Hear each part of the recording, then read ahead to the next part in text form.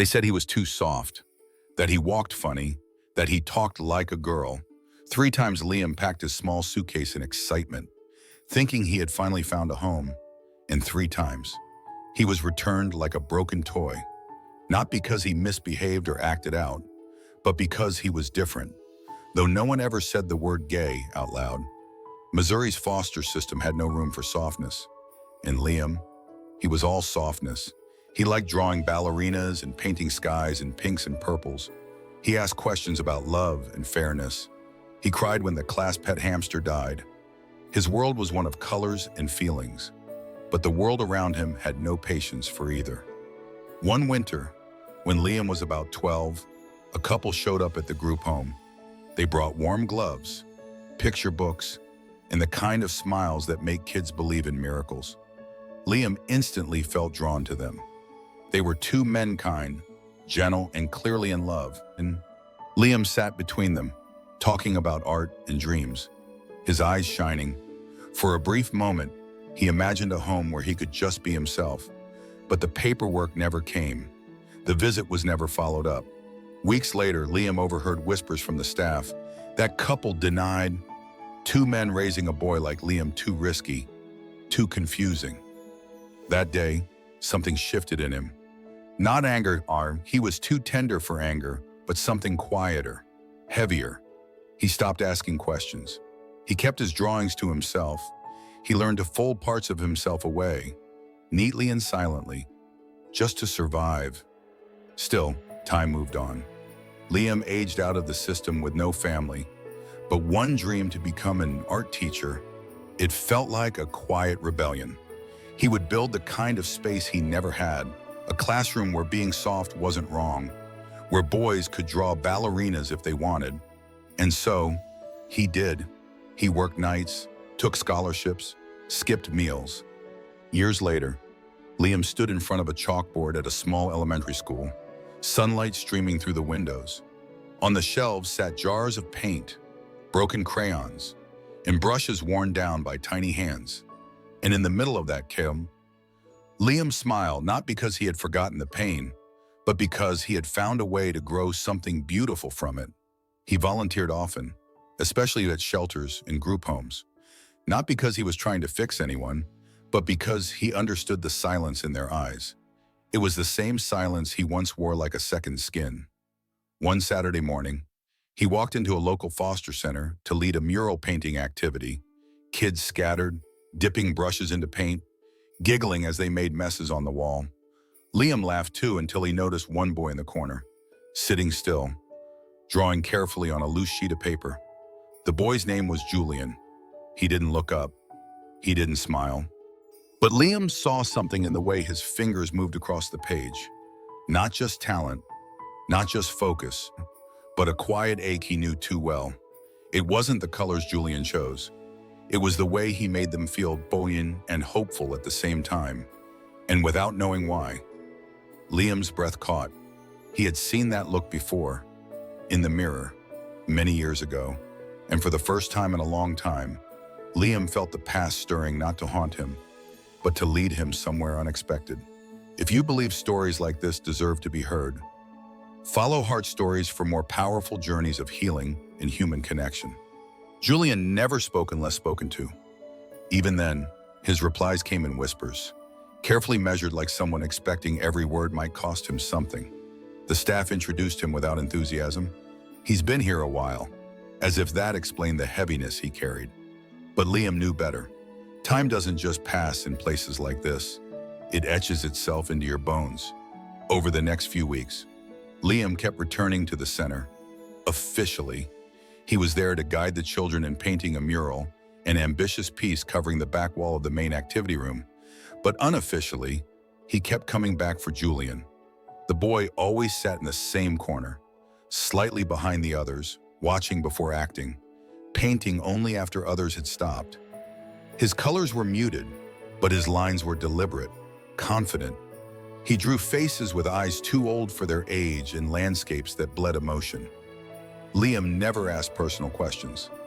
He remembered how awful it felt to be prodded by adults pretending to care. Instead, he shared stories about mistakes he made as a kid, things he loved, the silly reason why he always painted trees with blue leaves. Slowly, Julian began to listen. Then one day, without a word, Julian stood beside Liam at the mural wall and painted a single blue leaf. That was the beginning. Bit by bit, the silence between them softened. Julian began to show Liam his sketchbook spirals of boys dancing, mermaids crying, princes wearing flower crowns. Liam saw more than talent. He saw imagination fighting to stay alive in a world trying to crush it. One afternoon, as the session wrapped up, a social worker raised her voice. Julian had drawn a boy in a pink wedding dress. The sketch wasn't crude or mocking, it was delicate, detailed, and dreamlike. But the staff didn't see that. "This again," the woman snapped, snatching the paper from Julian's hands. "Do you think anyone will want to take you home if you keep drawing this kind of stuff?" Julian didn't cry. He didn't flinch. He simply lowered his head, like he'd heard this too many times to care anymore. But Liam froze. That sentence, that tone, that same cold, biting dismissal, he knew it too well. It transported him back to a time when he had shown a painting of two princes holding hands and was told it was unacceptable. He stepped forward, calm, but with a firmness that couldn't be ignored. "Julian's drawings are beautiful," he said. "You don't have to understand them to see that." The room went silent. Later that day, Liam sat in his car, hands shaking. He stared at the application form he had quietly picked up on his last visit, prospective foster parent application. He had filled in every line, except the signature. He hadn't planned to submit it, not really. He was 32, single, and openly gay. He still remembered being denied the right to be someone in his family once. But seeing Julian being torn down for expressing himself was a line he couldn't ignore. That night, Liam signed the form. The process moved slowly. Psychological evaluations, home visits, endless paperwork. But Liam was patient. For the first time, it wasn't about the pain he'd lived. It was about stopping that pain from taking root in someone else. By the end of the month, he was finally permitted to take Julian out for supervised outings. They went to art museums, toy stores, bookstores, sometimes just for ice cream. Julian rarely smiled, but he began to walk closer to Liam. He began to draw boys in capes and wings. He began to ask questions, not about the world, but about Liam. One rainy afternoon, as they painted together, Julian paused and asked softly, "Were you like me when you were little?" Liam didn't answer with a speech. He simply nodded. Julian didn't push further. He just looked down at his sketch pad, erased something, and started again. It was the first time Liam noticed that the boy in the drawing had Liam's eyes. That evening, Liam submitted the final request. He wanted to become Julian's permanent guardian. A few days later, Liam received a letter. His request had been accepted. The appointment to sign the legal papers was set for the following Tuesday. He had waited his entire life to become someone's family, but nothing could have prepared him for the question Julian would ask on that day, a question that would shake him to his core. Not because it was cruel, but because it was exactly the question he had once wanted to ask someone too. Tuesday morning arrived beneath a gray Missouri sky. Liam woke early, pressed his best shirt, and neatly combed his hair in front of the mirror, as if preparing for the most sacred moment of his life. In a way, he wasn't just signing papers. He was finally saying out loud, "I am not afraid to love someone like me." At the center, Julian waited quietly in the social worker's office, knees tucked under his chin. He wore the navy sweater Liam had gifted him weeks ago, the one with tiny embroidered stars along the sleeves. The boy clutched a sketch pad to his chest, his expression unreadable. The room smelled of printer ink and stale coffee. On the desk lay a pen, a file folder, and the adoption agreement, neatly typed, waiting for a signature. But just as Liam reached for the pen, Julian turned to him and asked, in a voice barely above a whisper, "If one day you find out who I really am, will you send me back too?" The question was like a nail through glass, clean, sudden, shattering. Liam froze. Julian stared at him, his small fingers gripping the edges of the sketch pad like it was his only shield. His voice didn't tremble, but his eyes betrayed him, full of dread, full of memories no child should carry. Liam lowered the pen slowly. "What do you mean it?" he asked gently, though a deep part of him already understood. Julian's throat moved as he swallowed. He spoke without looking up. "They say I'm not a real boy, that if someone keeps me too long, I'll become weird, broken. They say I pretend too much, that I'll grow up into something people don't want in their homes." He looked up then, and Liam felt his breath catch. That expression, it wasn't just fear, it was preemptive rejection, like the boy had already prepared for the moment Liam would walk away. And the worst part, Liam knew that feeling, intimately.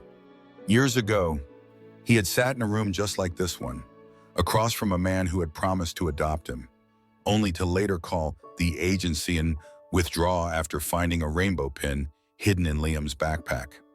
Julian blinked rapidly. "If I tell you I don't feel like a boy sometimes, or I like dressing like a princess, will you tear up the paper too?" The silence that followed wasn't awkward. It was sacred, heavy with history, with pain passed down like an heirloom between generations of children told they were wrong for simply existing. Liam pulled his chair closer. "Julian," he said quietly, "I don't want to raise a perfect kid. I want to raise a kid who knows he's safe to be whoever he is today, tomorrow, 10 years from now."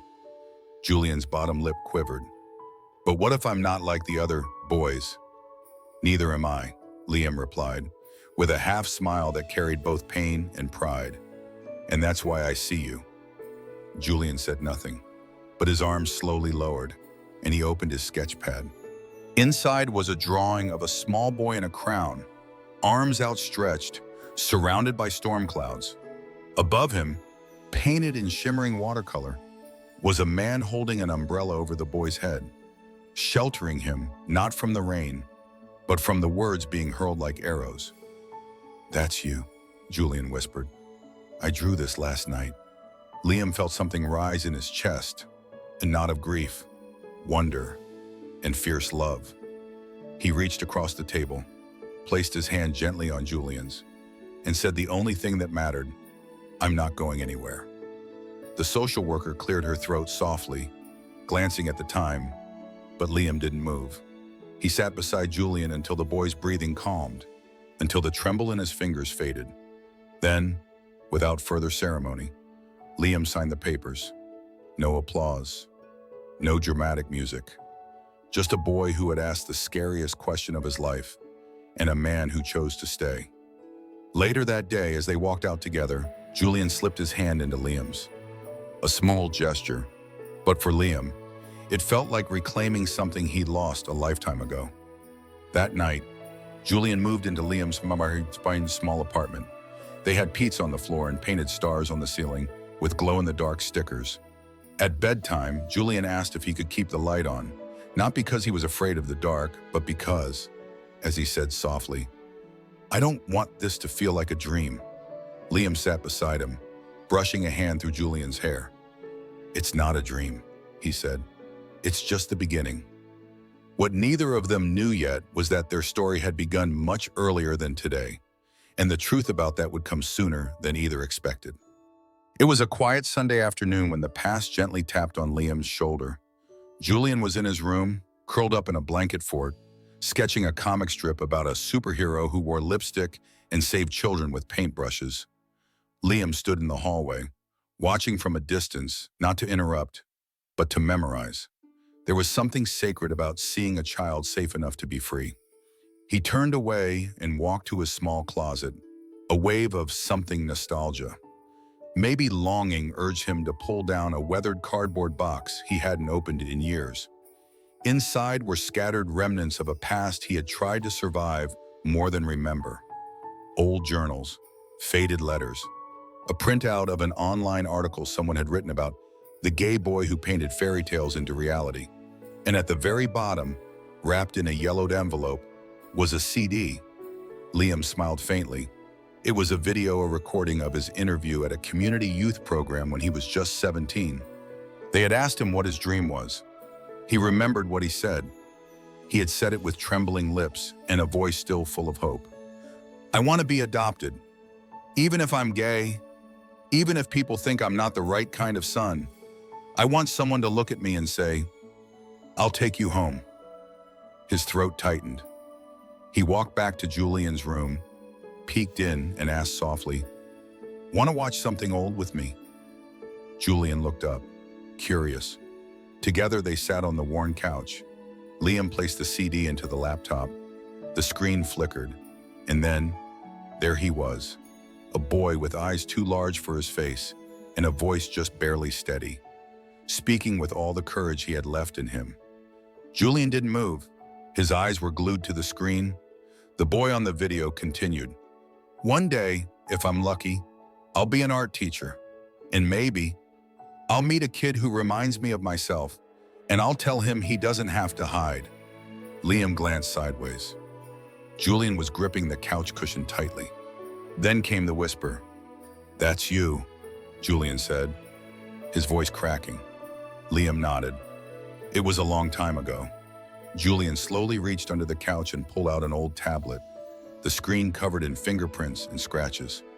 He opened the photo gallery.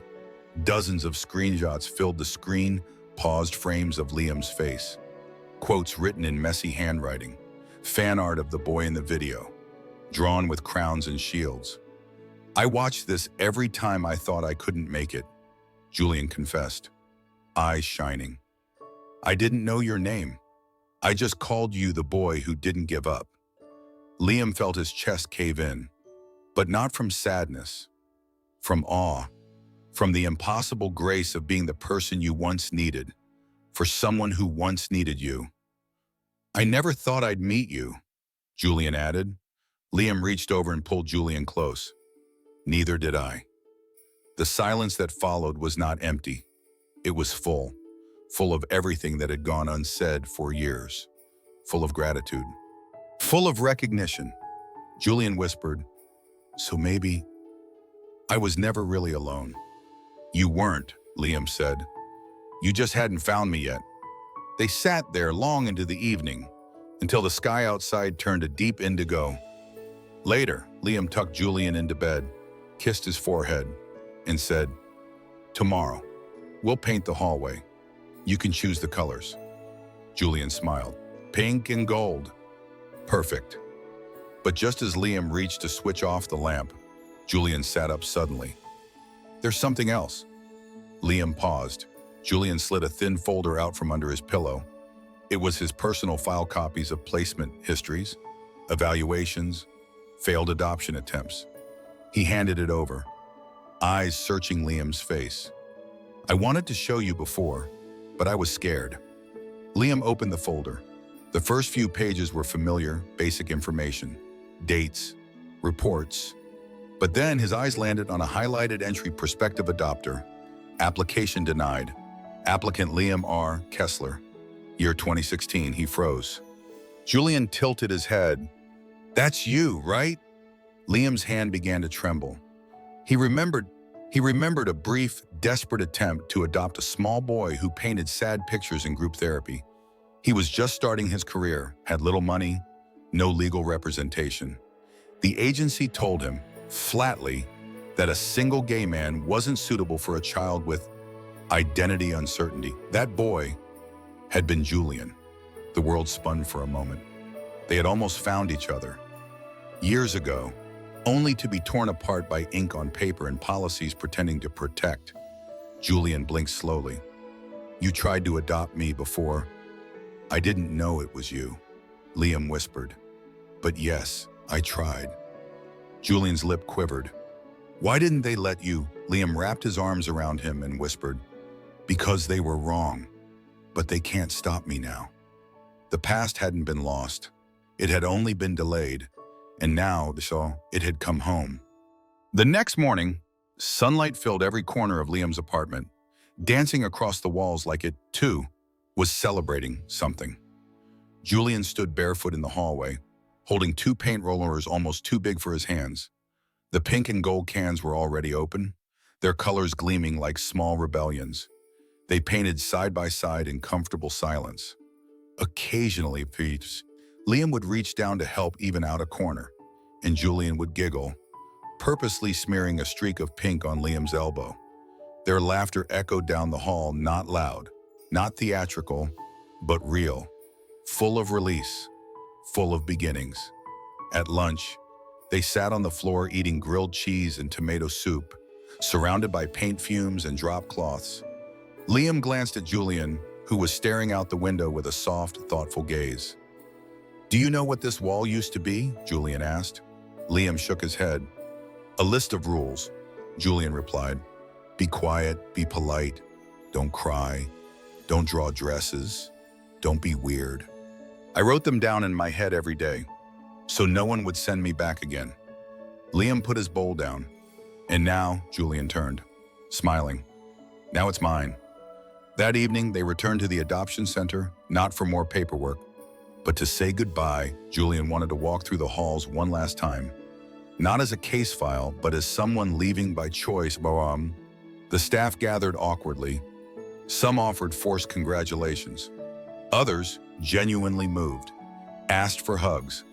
The social worker who once scolded Julian handed over his final file without a word. On the cover, Liam noticed the new stamp, "Permanent Guardian Confirmed." Julian clutched Liam's hand as they exited the building. Outside, a soft rain had begun to fall, but neither reached for an umbrella. "Want to know a secret?" Julian asked. Liam nodded. "I thought I'd always be temporary," the boy said. "But now I think maybe I was just waiting for the right door." Liam smiled through misty eyes. "You didn't find a door," he whispered. "You built one." That night, Julian asked to see the video one more time.